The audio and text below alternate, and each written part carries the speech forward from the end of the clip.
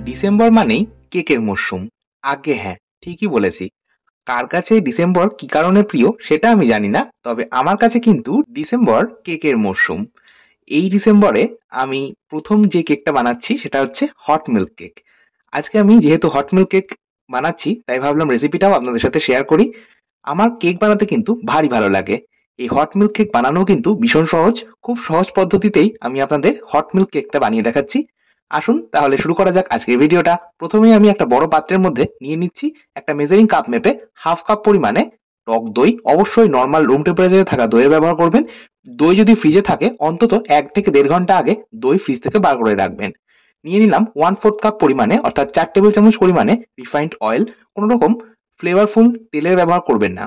এবার একটা হ্যান্ড হুইস্কারের সাহায্যে খুব ভালো করে আমরা তেল আর রিফাইন্ড অয়েলটাকে বিট করব। খুব বেশি সময় নয়, ২ মিনিট মতন যদি আপনারা বিট করেন বা ফেটিয়ে নেন, দেখবেন এই দই আর যে তেলের মিশ্রণটা বানাচ্ছি সেটা অনেকটা ওই ফ্রেশ ক্রিম আমরা রান্নায় অনেকে ব্যবহার করি, কিংবা কেক সাজানোর জন্য যে হুইপিং ক্রিম ব্যবহার করি সেই লিকুইড হুইপিং ক্রিম বা ফ্রেশ ক্রিমটা যেমন দেখতে হয়, দই আর তেলটা ফেটিয়ে নিলেও কিন্তু অনেকটাই সেই রকম দেখতে লাগবে।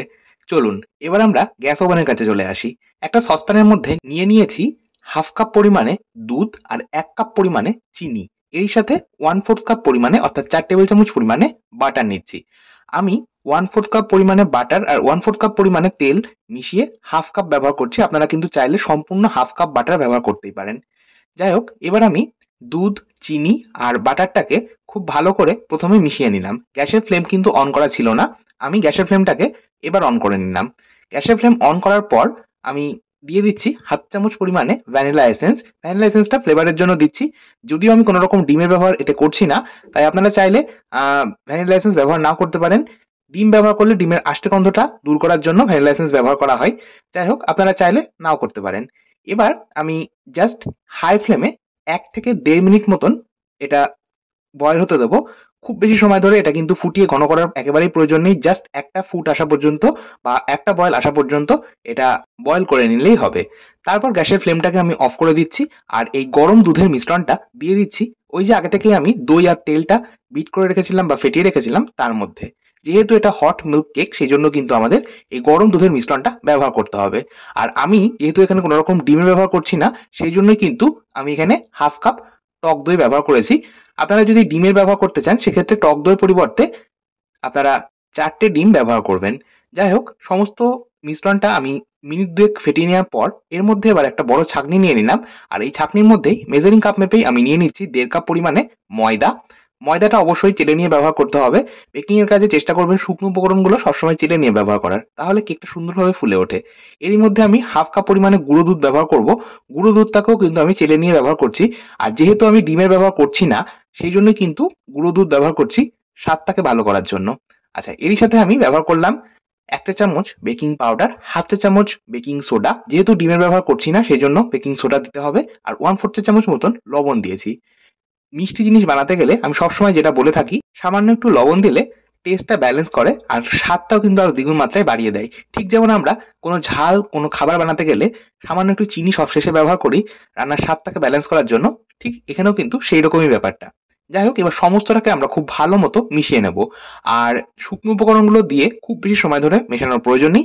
জাস্ট ২ থেকে ৩ মিনিট একটু ভালো মতন শুকনো উপকরণগুলো আহ লিকুইড উপকরণের সাথে মিশিয়ে নিলেই কিন্তু আমাদের কেকের ব্যাটার তৈরি হয়ে যাবে। আজকে আমি স্টিলের বাটিতে কেক তৈরি করব। আপনারা যেকোনো স্টিলের টিফিন বক্স বা যেকোনো অ্যালুমিনিয়ামের বাটি হোক বা কেক মোল্ডের মধ্যেও কিন্তু কেক তৈরি করতেই পারেন। তবে আমি স্টিলের বাটির মধ্যে তৈরি করছি। এরকম ছোট, ছোট স্টিলের বাটি আমি নিয়ে নিয়েছি। আর এর মধ্যে আমি দিয়ে দিলাম খুব অল্প পরিমাণ তেল, 1/2 চা চামচ মতন করে তেল দিয়েছি। আর কিছুটা পরিমাণ করে একটু ময়দা দিচ্ছি। ময়দাও কিন্তু খুব বেশি দেব না। জাস্ট 1/2 থেকে ১ চা চামচ মতন ময়দা দিচ্ছি। এবার তেলটা ভালো করে ব্রাশ করে নেওয়ার পর আমি এই দিয়ে নেওয়া ময়দাটা খুব ভালো করে বাটির মধ্যে এইভাবে ছড়িয়ে নেব। এতে করে একটা লেয়ার তৈরি হবে আর কেকটা কিন্তু বেক করার সময় নিচে লাগবে না। আপনারা চাইলে কিন্তু বেকিং পেপার বা বাটার পেপার অথবা সাদা কাগজও কিন্তু আপনারা বাটির সাইজে কেটে নিয়ে ব্যবহার করতে পারেন। তাহলেও কিন্তু কেক কখনোই নিচে লেগে যায় না। আচ্ছা, এবার আমি বানিয়ে রাখা কেকের ব্যাটারটা প্রত্যেকটা বাটির মধ্যে অল্প অল্প করে দিয়ে দিচ্ছি। আর কেকের ব্যাটারটা যখন আপনারা বাটির মধ্যে দেবেন বা যে মোল্ডের মধ্যে আপনারা কেকটা বানাতে চান তার মধ্যে দেবেন, খেয়াল রাখবেন বাটি বা মোল্ড যেন সম্পূর্ণ ভর্তি না হয়ে যায়। কারণ কেকটা বেক করার পর অনেকটাই কিন্তু ফুলে ওঠে। তো সেই জন্যই এটা একটু খেয়াল রাখতে হবে হাতের আঙুলের ১ কর পর্যন্ত ব্যাটার দেওয়ার পর যেন খালি থাকে। যাই হোক, এবার আমি প্রত্যেকটা বাটি একটু অল্প করে ট্যাপ করে নিলাম। এতে করে ব্যাটারটা চারিদিক থেকে সমানভাবে ছড়িয়ে গেল আর একদম সমান হয়ে গেল। আর কোনো রকম এয়ার বাবলস থাকলো না, কেকটা সুন্দরভাবে ফুলে উঠবে। আজকে আমি কেকটা কড়াইয়ের মধ্যে বেক করব। কড়াইয়ের মধ্যে আমি দিয়ে দিলাম বেশ খানিকটা পরিমাণে লবণ।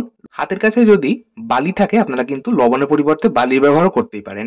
আচ্ছা, লবণটা কড়াইয়ের মধ্যে ছড়িয়ে দিলাম। একটা স্টিলের থালা আমি কড়াইয়ের মধ্যে বসিয়ে দিয়েছি, তারপর কভার করে ৫ মিনিট এটা প্রিহিট করে নিয়েছি। যদি আপনারা ওটিজি ওভেন বা মাইক্রো ওভেনে বানাতে চান সেক্ষেত্রেও কিন্তু ওটিজি ওভেন বা মাইক্রো ওভেন ৫ মিনিট প্রিহিট করে নেবেন।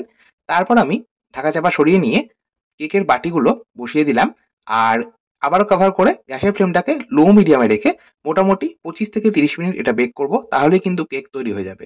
যেহেতু কেকের সাইজগুলো খুব একটা বড় না, সেজন্য কিন্তু আমার ৩০ মিনিটেই কেক সুন্দরভাবে তৈরি হয়ে গেছে। ৩০ মিনিট পর আমি ঢাকা চাপা সরিয়ে নিয়ে একটা টুথপিকের সাহায্যে একদম মাঝ বরাবর কেকের মধ্যে গেঁথে নিলাম টুথপিকটা। দেখুন একদম ক্লিয়ার বেরোচ্ছে, তার মানে আমাদের কিন্তু কেকটা সুন্দরভাবে তৈরি হয়ে গেছে, ভেতর থেকে একটু কাঁচা নেই। এবার আমি ১০ মিনিট এটা ঠান্ডা করে নিয়েছি। ১০ মিনিট পর আমি কেকটা আপনাদের আনমোল্ড করে দেখাচ্ছি।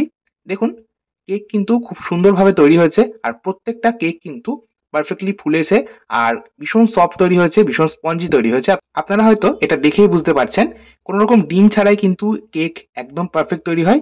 আপনারা তাহলে এইভাবে বাড়িতে বানিয়ে নিন, আশা করছি আপনাদের প্রত্যেকের কিন্তু ভীষণ ভালো লাগবে।